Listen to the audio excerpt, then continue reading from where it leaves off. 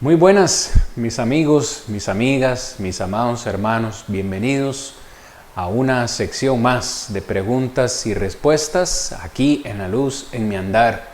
Preguntas que generosamente ustedes nos hacen llegar a nuestro correo electrónico y que con mucho gusto nosotros estamos dispuestos a contestar. En esta oportunidad le corresponde a este servidor contestar una pregunta muy importante que uno de ustedes nos hace llegar y que, hermanos, vamos todos juntos en esta noche a tratar de responder con la palabra de Dios, con la Biblia abierta. Ese es nuestro principal objetivo. Así que, sin más demora, vamos ahí. Muy bien, ahora sí, hermanos y amigos, vamos a contestar la pregunta de esta semana. ¿Por qué a los inconversos les va bien? Muy bien, creo que la persona que nos hace llegar esta pregunta tiene por lo menos en su mente, o al menos es lo que entendemos, por qué a los inconversos les va bien en un sentido material. ¿Por qué ellos tienen dinero? ¿Por qué ellos tienen buenas casas? ¿Por qué tienen buenos carros? ¿Por qué tienen buena prosperidad? Así al estilo. Así que con la palabra del Señor vamos a tratar de responder esta pregunta. Y si yo tuviera que responder, hermanos, enfáticamente, mi respuesta sería la siguiente. Ellos les va bien por la soberana voluntad de Dios. Punto. Simplemente por la voluntad de Dios. Hermanos y amigos, tenemos que recordar que todo lo que sucede en este universo, todo lo que sucede, todo lo que se mueve, todo lo que pasa, pasa por la voluntad de Dios. Es su voluntad. En este caso, bendecir a los inconversos con riqueza. Eso no parece tener sentido para algunos, pero así es. Así como Dios utilizó en el inicio de los tiempos pueblos paganos para castigar a su propio pueblo. Dios utilizó gobiernos malvados para castigar a su pueblo, y eso no parece tener sentido. Ahora, ¿por qué Dios en su soberana voluntad decide bendecir en este caso a los inconversos? En primer lugar, el primer versículo, porque Él es el dueño de todo. Ageo 2:8 dice: mía es la plata y mío es el oro, dice Jehová de los ejércitos. Hermanos, nuestro Dios es el dueño de todo el universo. Él fue quien lo creó. Y por tanto Él tiene la potestad, la autoridad, el derecho de decidir a quién bendice, a quién le da sus bendiciones. En este caso, Él puede bendecir a los inconversos, si es su voluntad. Algo que es maravilloso para mí, y debería serlo para todos, es que Dios bendice aún a los malos e injustos. Hermano Cristian, ¿por qué dice eso? No lo digo yo, lo dijo el Maestro, nuestro Señor Jesucristo, en el Sermón del Monte. En Mateo capítulo 5, versículo 45, luego de decirle a las personas que lo están escuchando que ellos deben amar a los enemigos, bendecirlos y hacerles el bien, en el versículo 45 les dice: para que seáis hijos de vuestro Padre que está en los cielos, que hace salir su sol sobre malos y buenos y que hace llover sobre justos e injustos.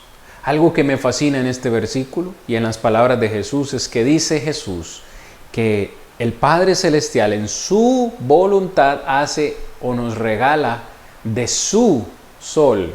Jesús no dice el sol, Dios no hace salir el sol, sino su sol. El sol, la lluvia, el universo le pertenecen a Dios. Pero cuando usted y yo gozamos de la bendición el día de hoy, del sol, Dios no hizo salir el sol solamente por sus hijos o para sus hijos o por los buenos, también los malos, también los asesinos, también los violadores, también los perseguidores, los pedófilos. Hermanos, todos ellos gozaron de la bendición del sol.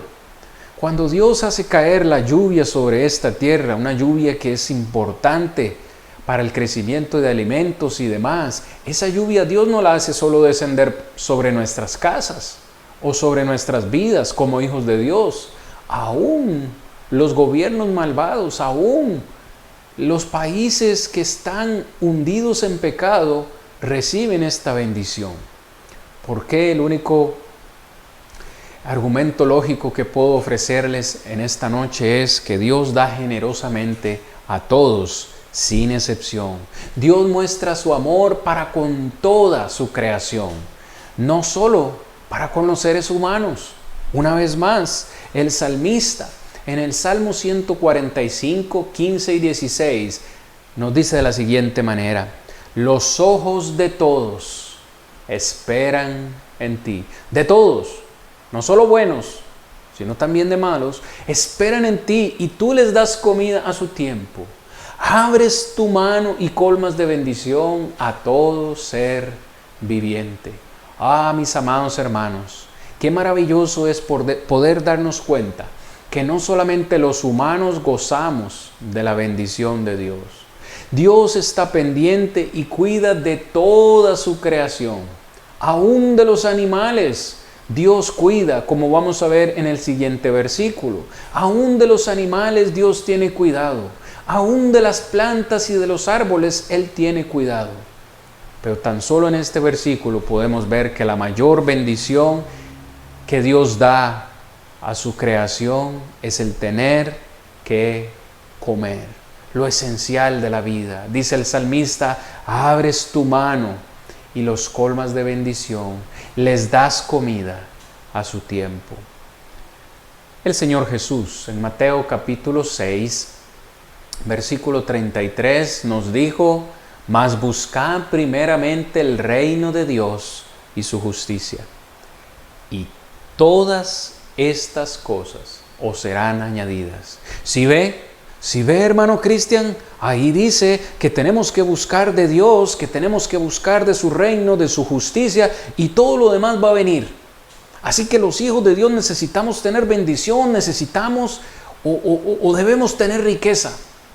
Hermano, cuidado porque el contexto inmediato no dice eso. De hecho, tan solo unos versículos antes, el versículo 24 dice que no se puede servir a dos señores. No se puede servir a Dios y a las riquezas. Entonces, ¿qué quiso dar a entender Jesús? Cuando usted lee los versículos posteriores, se da cuenta de versículos como el siguiente que dice Jesús: mirad las aves de los cielos, no trabajan ni hilan, pero vuestro Padre Celestial las alimenta. Mirad los lirios del campo. Os digo que ni aun Salomón, con toda su gloria, con toda su riqueza, se vistió como uno de ellos. Cuando usted analiza estos versículos, se da cuenta que estas cosas a las que hace referencia Jesús en el verso 33 son alimento y vestido. Tenemos que buscar el reino de Dios y Él generosamente nos va a bendecir con lo necesario para vivir, con el alimento de cada día, con el vestido de cada día. ¿No somos nosotros más importantes que los pájaros, que las aves de los cielos? Pues Dios las alimenta a ellas, ¿cuánto más a nosotros? Dios da belleza a las flores del campo, a la creación, a la naturaleza que hoy tenemos. ¿Cuánto más no va a cuidar de nosotros? Ni este, ni ningún otro versículo en la palabra del Señor apoyan la prosperidad para los creyentes. ¿Por qué? Porque el mismo Jesús, hermanos, siendo Dios en esta tierra, dijo lo siguiente en Mateo 8:20. Se lo dijo a un hombre que quería seguirlo y le dijo: yo te seguiré a donde quiera que tú vayas. Jesús le dijo: las zorras tienen guaridas y las aves de los cielos nidos, mas el Hijo del Hombre no tiene dónde recostar su cabeza.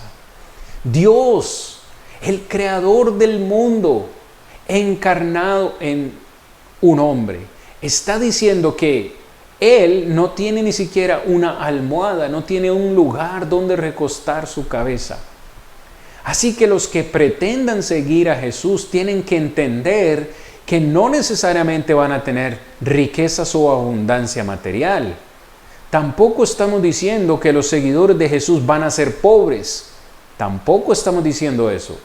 Pero de allí a esperar que vamos a tener abundancia, esto es una idea equivocada. Porque si Jesús, siendo Dios en esta tierra, no tuvo riquezas, mucho menos nosotros. Y hay algunos hijos de Dios que todavía piensan o siguen creyendo que necesitan o van a tener bendición material simplemente por ser o por estar en la iglesia del Señor. Tenemos que quitarnos de nuestra mente este concepto, porque hay un peligro latente, un peligro evidente, hermanos, en las riquezas. De esto le habló Pablo a Timoteo en su primera carta en el capítulo 6, versículo 8, que leo a continuación. Así que teniendo sustento y abrigo, estemos contentos con esto, dice Pablo, porque los que quieren enriquecerse caen en tentación y lazo y en muchas codicias necias y dañosas, que hunden a los hombres en destrucción y en perdición. Porque raíz de todos los males es el amor al dinero, el cual codiciando algunos se extraviaron de la fe y fueron traspasados con muchos dolores. Hermanos, hay un peligro evidente en las riquezas, y ese peligro es que podamos desviarnos de la fe. Pablo dice que muchos por la avaricia, por el amor al dinero, se desviaron de la fe, incluso murieron, fueron traspasados, dejaron esta tierra con muchas aflicciones, con muchos dolores. Así que teniendo sustento y abrigo, comida y vestido, debemos estar contentos con esto. Pero sí que es cierto que Dios no nos da más que eso. Dios nos da mucho más que solamente abrigo y sustento. Muchos tenemos quizá la bendición de poder rentar una casita, de tener hipotecada una casita. Nos ha dado quizás Dios la bendición de tener un medio de transporte, una motocicleta, un vehículo. Nos da la bendición de salir a recrearnos de vez en cuando con la familia. Hay múltiples bendiciones de Dios que no necesariamente son materiales, mis amados hermanos, mis amigos. Pero note, hermano, que el problema no es el dinero. El problema no es el dinero, es el amor al dinero. Poner la confianza en el dinero, en las riquezas, porque entre más se tiene, más se quiere. Ese es el problema. Y el ser humano nunca está contento con lo que tiene. Siempre quiere más y más y más. Y hay un peligro de desviarnos de la fe. En Lucas capítulo 12, versículo 15, nuestro maestro habla acerca de la parábola del rico insensato. Ese que comenzó a tener gran abundancia, comenzó a multiplicar sus riquezas al punto de decir, ya no tengo espacio, voy a construir más graneros, más bodegas, voy a construir para guardar todo y para decirle, alma mía, descansa, reposa, ahora sí tengo donde guardar todo. Y el Señor le llama necio, insensato, esta noche vienen a pedirte tu alma y de lo que has ganado, lo que has hecho, ¿de quién será? Jesús le dice, mirad, guardaos de toda avaricia, porque la vida del hombre no consiste en la abundancia de los bienes que posee.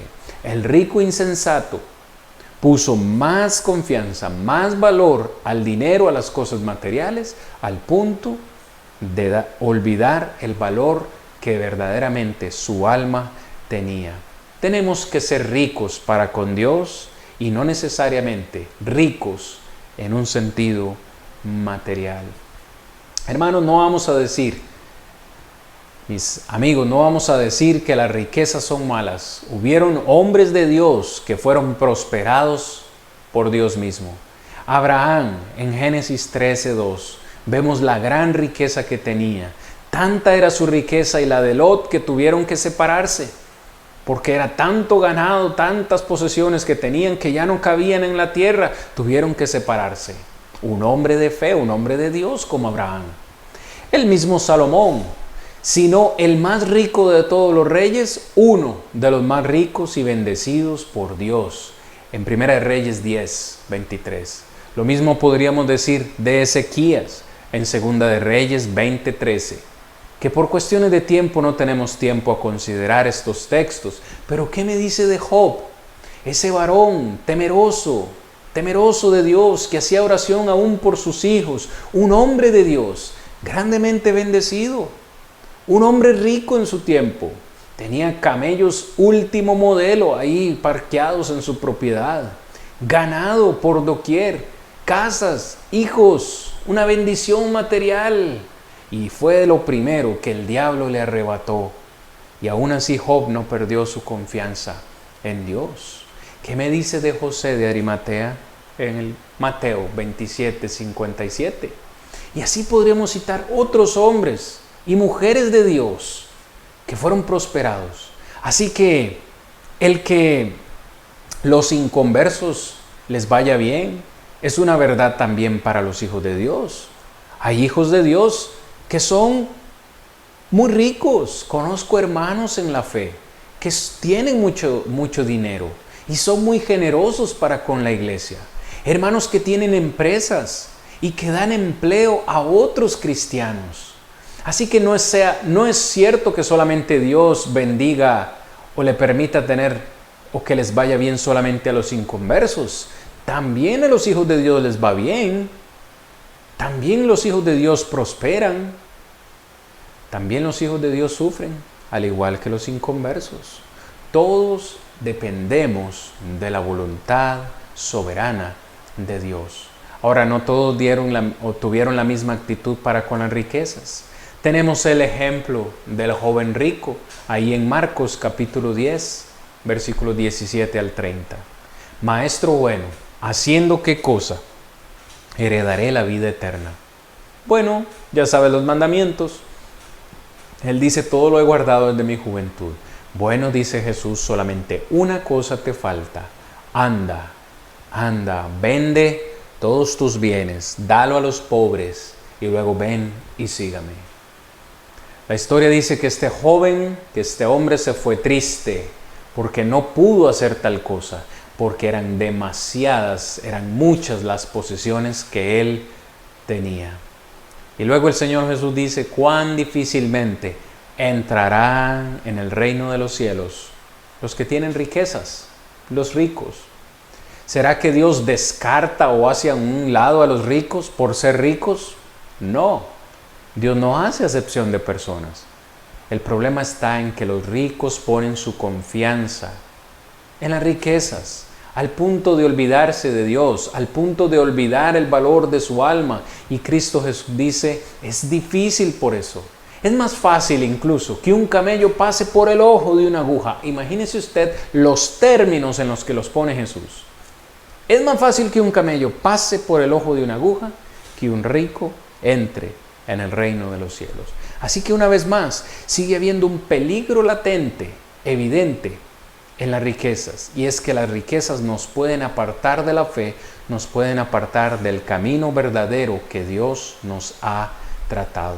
Tenemos que tener cuidado, hermanos, con el evangelio de la prosperidad que es predicado hoy en día. Un evangelio perverso, un evangelio mentiroso, que básicamente dice esta filosofía, que las riquezas son un signo de la bendición de Dios. O sea, si usted es rico, si usted tiene riquezas, es una señal de que usted está siendo bendecido por Dios. Entonces, si usted es pobre, si usted no tiene riquezas, no tiene la bendición de Dios. Ahora, este evangelio de la prosperidad también dice que usted puede mandar u obligar a Dios para que lo bendiga financieramente. Esto es mentira, hermanos. Dios da a todo generosamente de acuerdo a su voluntad, de acuerdo a lo que Él sabe que nos conviene a nosotros. Si nosotros no tenemos más, es porque no necesitamos más, porque probablemente si tenemos más, nos vamos a apartar de la fe. Dios lo sabe. Ahora, quienes predican este evangelio están predicando un error. Una vez más lo digo, no es que vamos a decir que los cristianos tengan que ser pobres o que ser rico es pecado y que solo los pobres van a ir al cielo. No, es el poner la confianza en las riquezas, el peligro de apartarnos del Señor.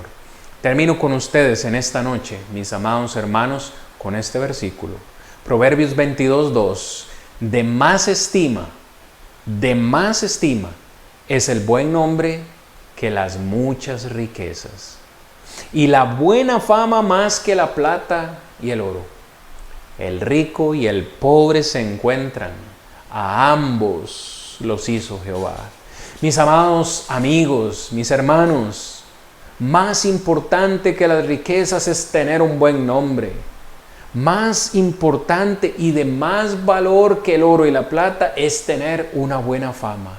Tener un buen nombre de cristianos, una buena fama entre las personas, entre Dios. Que seamos conocidos por nuestras obras de fe, por nuestra vida cristiana, lo que reflejamos. Tener un buen nombre, tener una buena fama, dice el proverbista, es más importante que cualquier riqueza, que cualquier oro o cualquier plata que nosotros tengamos en esta vida. Y esa es mi conclusión en esta noche, que usted y yo, hermanos, cada día nos preocupemos por tener y por gozar, por hacer de nosotros un buen nombre y una buena fama, asidos de la mano de nuestro Señor y Salvador. Seamos ricos o seamos pobres, en algún momento estaremos delante de Jehová, porque a ambos creó Él.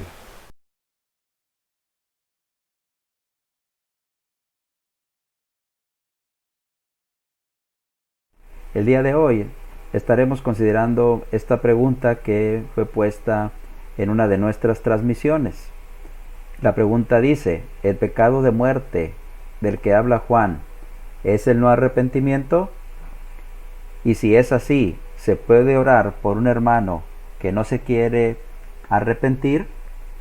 Bueno, esa es la pregunta que ha llegado a nuestra página y esa es la pregunta que vamos a tratar de responder en los siguientes minutos.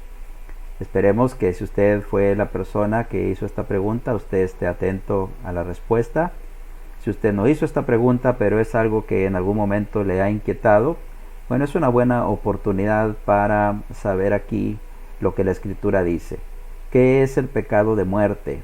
Y si se puede orar por un hermano que no se quiere arrepentir. Bueno, la idea aquí, hermanos, es que hablemos entonces de ese pecado de muerte del que se habla en la primera carta de Juan, capítulo 5, versos 16 y 17. Así que vaya en su Biblia ahí a la primera carta de Juan, capítulo 5, verso 16 y verso 17. Y note lo que la Escritura dice allí. Dice el verso 16: si alguno viere a su hermano cometer pecado que no sea de muerte, pedirá, y Dios le dará vida.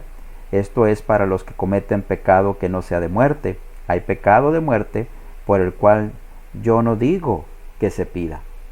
Esto es la aseveración que nos hace el apóstol Juan aquí en este capítulo 5 de su primera carta, verso 16 y verso 17. Creo que una de las primeras cosas que tenemos que considerar para saber qué es ese pecado de muerte y específicamente de qué es de lo que está hablando el apóstol Juan aquí, es que consideremos el verso 15, donde encontramos el contexto inmediato del pasaje. Y en el verso 15 dice: y si sabemos que Él nos oye en cualquier cosa que le pidamos, sabemos que tenemos las peticiones que le hayamos hecho.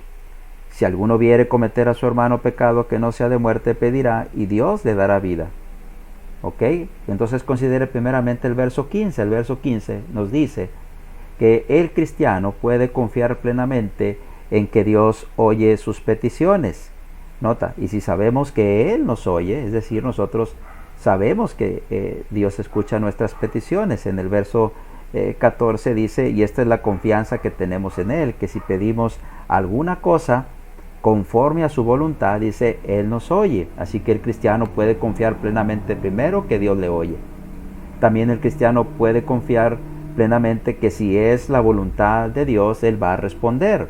Nota otra vez lo que dice el verso 14: si pedimos alguna cosa conforme a su voluntad, Él nos va a oír, es decir, Él va a escucharnos y Él va a dar respuesta a nuestras peticiones. La palabra oír aquí en realidad tiene la idea no solamente el hecho de que Dios escuche la petición que estemos haciendo, sino que Dios actúe en favor de lo que estamos pidiendo. Entonces, esto es lo que se enseña en este versículo 14 y en este versículo 15. Tenemos los cristianos la seguridad de que Dios escucha nuestras peticiones y que si es su voluntad, si Él lo desea, Él actuará respondiendo positivamente a lo que estamos pidiendo. Ahora, en el verso 16 es entonces que Juan pone un ejemplo de esto. Dice, así que si alguno viere a su hermano cometer pecado que no sea de muerte, va a pedir, y entonces Dios le dará vida. ¿Sí? Nosotros sabemos entonces que la paga del pecado es muerte, así que cuando estamos en pecados estamos muertos, es decir, separados de Dios. Pero si un hermano comete pecado que no es de muerte, entonces nosotros tenemos la seguridad de que podemos pedir a Dios por él y Dios le va a dar vida a ese hermano, es decir, va a ser restaurado nuevamente a estar en una relación con Dios. Así que podemos pedir por los pecados que no sean de muerte, que vemos en nuestros hermanos. ¿Sí? Ahora, como resultado de eso, Dios va a darle vida a nuestros hermanos, según lo que dice este pasaje. Es decir, va a volver a ese hermano a estar en relación con Dios. Sin embargo, Juan aclara aquí, hay pecado de muerte por el cual no debemos de pedir. Así es como termina el versículo 16. Ahora, fíjate en este segundo punto. Una cosa adicional que tenemos que considerar es esto. Algunas personas piensan que este pecado de muerte del que habla aquí Juan, por el cual dice, yo no digo que se pida, este pecado de muerte, según para algunos, es la blasfemia contra el Espíritu Santo, de lo que Jesús habló en Mateo capítulo 12, verso 31 al 32. Sin embargo, este pecado de muerte, hermano, no debe de ser confundido con eso de lo que Jesús habló allí y que es conocido como la blasfemia contra el Espíritu Santo. Mira, ve ahí en tu Biblia, si quieres, a Mateo capítulo 12 y consideremos el verso 31 y el verso 32. Dice Jesús, por tanto os digo, todo pecado y blasfemia será perdonado a los hombres, mas la blasfemia contra el Espíritu no les será perdonada. A cualquiera que dijere alguna palabra contra el Hijo del Hombre le será perdonado, pero al que hable contra el Espíritu Santo no le será perdonado, ni en este siglo ni en el venidero. Algunos piensan aquí, hermanos, que ese es el pecado de muerte, del cual dice Jesús aquí, que la blasfemia contra el Espíritu Santo no será perdonado ni en este siglo ni el venidero. Obviamente hay mucho alrededor ahí del pasaje que se pudiera explicar, pero quiero primero que se centre en esto. Allá en Juan habla de un hermano que peca, ¿sí? Ese es de lo que está hablando. Es alguien que es miembro de la iglesia, que está cometiendo un pecado y que Juan está catalogando como un pecado de muerte. Ahora, acá, hermanos, Jesús estaba hablando de los fariseos, que en cierta medida eran incrédulos, puesto que no aceptaban que Él fuera el Cristo. Y está hablando de un pecado específico. ¿Cuál era el pecado específico? El que ellos blasfemaron contra el Espíritu Santo. Ahora, ¿cómo es que blasfemaron contra el Espíritu Santo? Bueno, lo hicieron, si usted lee todo el resto del capítulo 12, desde el verso 22 hasta el verso 37, encontrará que dio origen a estas palabras de Jesús. Jesús, hermanos, estaba sanando a un ciego y mudo, que además estaba endemoniado, en el verso 22, y, hermanos, la gente estaba atónica por lo que había pasado, y se preguntaban, ¿será este el hijo de David? Mas los fariseos, dice, al oírlo decían, este no echa fuera los demonios, sino por Beelzebú, príncipe de los demonios. El pecado aquí de ellos, hermanos, o la manera como estaban blasfemando contra el Espíritu Santo, era que estaban atribuyendo a los milagros que Jesús hacía, que eran producto del Espíritu Santo, lo estaban atribuyendo al diablo mismo. Entonces era un pecado específico blasfemar contra el Espíritu Santo, diciendo que Jesús podía hacer milagros por el poder diabólico, por Beelzebú, como dicen ellos, y se trataba de personas que aquí en cierto sentido eran incrédulos, puesto que se trata de los fariseos, quienes no aceptaban a Jesús como el Hijo de Dios.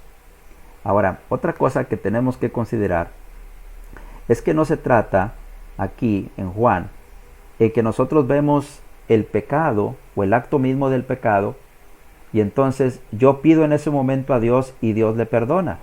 No, no se trata así. Es decir, no es que yo vea a un hermano cometer ese pecado que es de muerte y entonces, o que no es de muerte, perdón, y que luego yo en ese mismo momento ore a Dios y entonces Dios ya le va a perdonar ese pecado al hermano. No, no sucede así.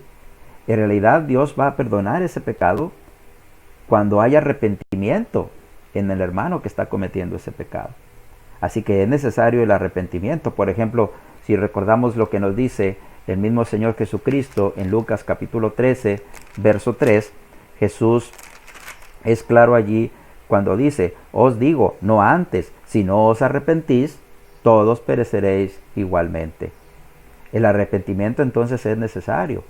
Por lo tanto, de lo que Juan está hablando cuando dice acá en Juan capítulo 5, verso 16, si alguno viere a su hermano cometer pecado que no sea de muerte, pedirá y Dios le dará vida, no significa que yo veo a mi hermano que comete un pecado que no es de muerte y entonces yo le pido a Dios en ese momento y en ese momento Dios lo perdona. No, no es así. Tiene que haber de por medio del arrepentimiento. En otras palabras, yo puedo pedir a Dios por ese hermano cuando ese hermano está arrepentido y Dios le va a perdonar ese pecado al hermano. Pero le va a perdonar, hermanos, producto de ese arrepentimiento que está manifestando el hermano que cometió ese pecado y también esa oración que nosotros hacemos por él. Por esa razón es que en la iglesia, cuando alguien se aparta de la fe, cuando alguien comete pecado y ese pecado es público, las personas, hermanos, vienen a la iglesia y piden a Dios que les perdone sus pecados y piden a la iglesia que oren por ellos para que Dios les perdone sus pecados. Es así como funciona realmente esto. Ahora, fíjate en otra cosa más, ¿sí? Un análisis del pasaje acá en Primera de Juan capítulo 5 nos va a mostrar varias cosas. Lo primero que nos muestra el verso 16 es esto: si alguno viere a su hermano cometer pecado. En primer nos habla aquí de que un hijo de Dios está en la posibilidad de cometer pecado. Si juntamos esto también con la declaración que viene en el capítulo 1, verso 8 al 10, pues entendemos perfectamente esto. Dice: si decimos que no tenemos pecado, nos engañamos a nosotros mismos y la verdad no está en nosotros. Así que lo primero que nos dice este pasaje de 1 de Juan 5:16 es que un hijo de Dios pues, puede llegar al punto de cometer pecado. Pero la otra cosa que nos dice aquí es que hay pecado que no es de muerte, ¿sí? Y también, hermanos, se nos dice o se nos instruye a que oremos por los que cometen pecado no de muerte, con la confianza de que Dios va a oír y va a contestar nuestra oración. Es decir, que tenemos los cristianos la seguridad de que cuando el hermano está cometiendo ese pecado que no es de muerte, entonces nosotros somos instruidos a que oremos a Dios con la confianza de que Él va a oír y Él va a contestar dándole vida a ese hermano, es decir, perdonándole ese pecado cuando ese pecado no es de muerte. Sin embargo, también el pasaje nos dice que hay pecado que es de muerte. Y entonces es donde surge la pregunta: ¿cuál es ese pecado de muerte? ¿Sí? Ahora, la otra cosa que dice el pasaje es que por ese pecado que es de muerte es inútil orar. Eso es lo que dice al final del versículo: por el cual yo no digo que se pida. ¿Sí? Algunos han interpretado la frase como que lo que Juan está queriendo decir es: tú sabes si pides o no pides. ¿Sí? Pero parece más bien que lo que quiere decir la frase es que es inútil que oremos por aquellos pecados que son de muerte. Ahora, fíjate en algo más. Entonces, tenemos que pensar, ¿cuál es el pecado de muerte? Si ya vimos que el cristiano peca, si ya vimos que se nos instruye a orar por aquel pecado que no es de muerte y que tenemos la seguridad de que Dios va a contestar nuestra oración y Dios le va a perdonar a aquel hermano.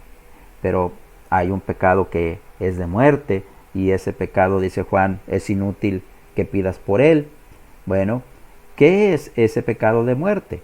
Bueno, en primer lugar, hermanos, tenemos que entender que no se trata de un pecado en específico, porque fíjate bien cómo dice, fíjate en el verso 16, si alguno viere a su hermano cometer pecado que no sea de muerte, y luego dice en el verso, parte final del verso 16, esto es para los que no cometen pecado que no sea de muerte, pero luego dice, hay pecado de muerte, pecado de muerte, ¿te fijas? No dice un pecado o el pecado, no dice así, no dice la parte final del verso 16, hay un pecado de muerte, ni tampoco dice el pecado de muerte, sino dice solamente pecado de muerte. Por lo tanto, no se trata aquí, hermanos, de un pecado específico, ¿sí?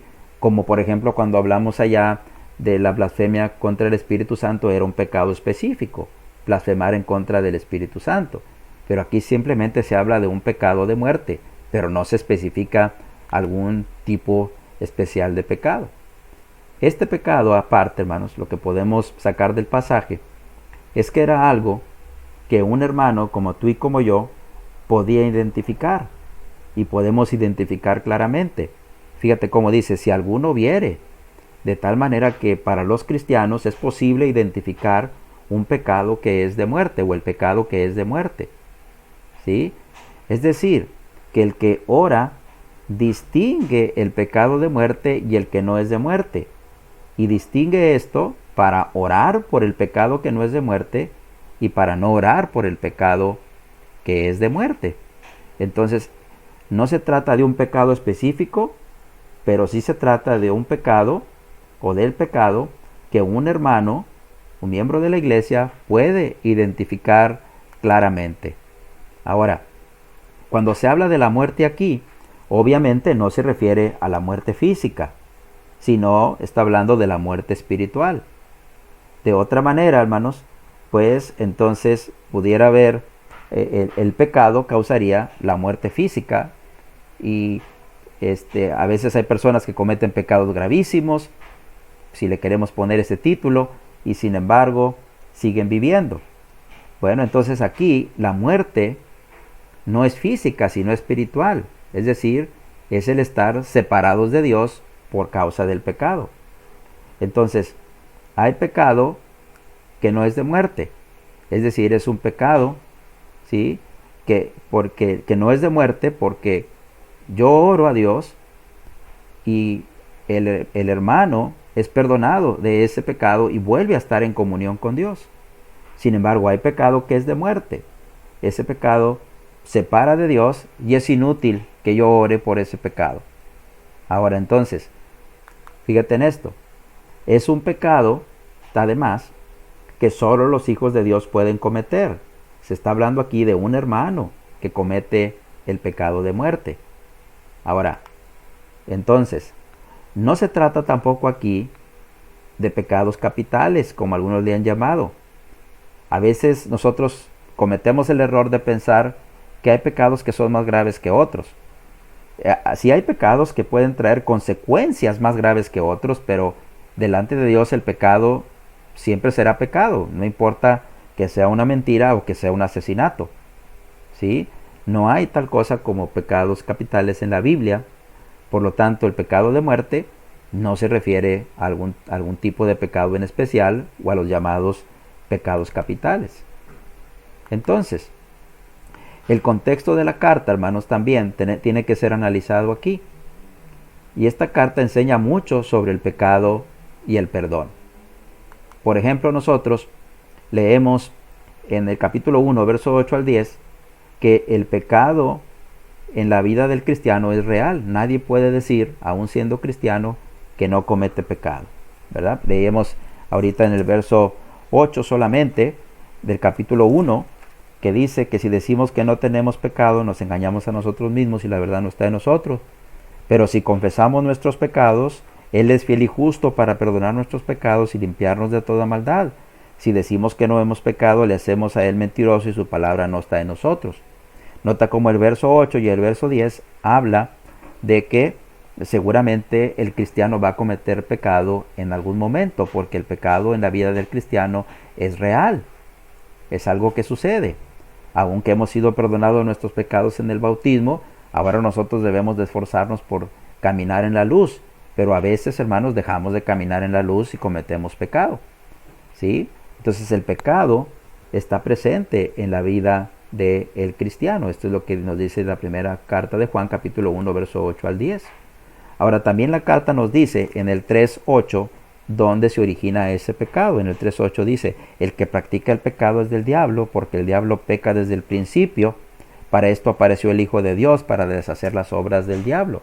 Cada vez que el cristiano comete el pecado, cualquier tipo de pecado, pues es producto de la tentación que Satanás introdujo a su vida, y es producto de que el hombre mismo se dejó guiar por esa tentación y terminó cometiendo pecado. El origen del pecado entonces es Satanás mismo, el diablo. Ahora, adicionalmente, también Juan nos enseña que cuando pecamos tenemos un abogado para con el Padre. En el capítulo 2, verso 1 nos dice, hijitos míos, estas cosas os escribo para que no pequéis, y si alguno hubiere pecado, abogado tenemos para con el Padre. Entonces Juan nos enseña bastante, número 1, acerca de la posibilidad de que haya pecado en la vida nuestra. También nos dice que la causa de ese pecado es que nos dejamos guiar por Satanás. Pero también nos dice que si cometemos pecado, tenemos a un abogado para con el Padre. Y luego dice en el verso 2, y Él es la propiciación por nuestros pecados. ¿Qué significa la palabra propiciación? La palabra propiciación es una palabra muy interesante porque lo que significa es la ofrenda adecuada que es capaz de calmar la ira de Dios por causa del pecado. Entonces Cristo es la propiciación por nuestros pecados. Entonces cuando nosotros cometemos pecado, bueno, nosotros sabemos que tenemos un abogado que nos va a defender por nuestros pecados, porque Él es la propiciación por nuestros pecados. Ahora, sin embargo, ¿cómo es que Cristo va a actuar en favor nuestro, ya como cristianos, para que nuestros pecados sean perdonados por Dios? ¿Cómo es que Él va a actuar como propiciación por nuestros pecados? Bueno, Jesús, hermanos, en primer lugar actuó como propiciación por nuestros pecados desde el momento en que se sacrificó por nosotros en la cruz. Pero después de eso, hermanos, nosotros cuando cometemos pecado tenemos que hacer algo. Mira lo que dice el verso 9 que tenemos que hacer. Si bien es cierto que no podemos decir que no tenemos pecado, o si decimos que no hemos pecado le hacemos a Él mentiroso, también es cierto en el verso 9 que si confesamos nuestros pecados, fíjate, si confesamos nuestros pecados, Él es fiel y es justo para ¿qué? Para perdonar nuestros pecados y para limpiarnos, nota, de toda maldad. Jesús, hermanos, requiere que nosotros confesemos nuestros pecados. Entonces tenemos la promesa de ser perdonados si confesamos nuestros pecados. Ahora, cuando confesamos nuestros pecados, dice, entonces nos limpia, nota, de toda maldad. Pon atención a esa parte, toda maldad.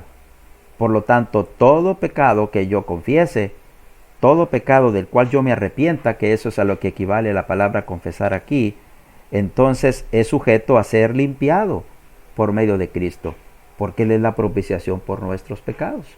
Él es la ofrenda que puede aplacar toda la ira de Dios que pueda haber sobre el hombre por causa del pecado. Ahora mira esto. Entonces, volviendo al punto del pecado de muerte. Entonces, la respuesta acerca de cuál es el pecado de muerte podemos verla de esta manera. Número 1.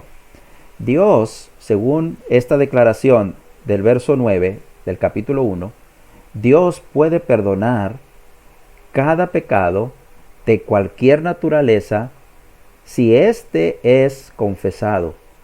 No hay nada en el pasaje del 1.9 que nos diga que hay algún tipo de pecado que pueda quedar fuera y que no pueda ser limpiado por Cristo cuando el cristiano confiesa este pecado.